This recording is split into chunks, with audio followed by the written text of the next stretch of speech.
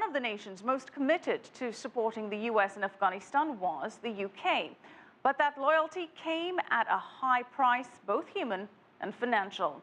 Our correspondent Richard Bestic has been asking the critical question, was it worth it?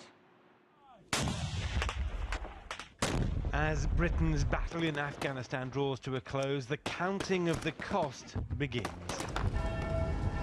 Since 2001, 448 men and women of the British military have been killed, according to the UK's Defence Ministry. Frank Ledwidge here, a former military intelligence officer, served 6 months in Afghanistan as an advisor. He's written an account of what he sees as the spilled blood and treasure of Britain's last imperial war. Well, you fight a war for a better peace. And what's happened is we're leaving Afghanistan in a state of civil war. But what have we given to it?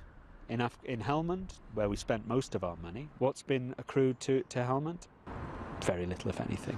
That investment totaled what Ledwidge estimates to be $60 billion.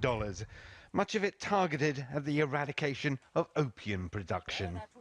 Helmand is the very centre of the world trade the world's opium trade for heroin. Something just less than 50% of the world's opium, heroin-grade opium, is grown in Helmand province. More opium is being grown in Helmand now than was grown when we got there. Ledwidge also talks of the heavy toll suffered by innocent civilians caught in the line of fire. His figures trawled from journalistic accounts and compensation payments. I estimate that we have killed somewhere in the region of 600 civilians at a minimum. A few of them have had a few $1,000s, those who were brave enough to claim. The failures of this modern-day campaign, says Ledwidge, as complete as those historic Afghan battles of the 19th century.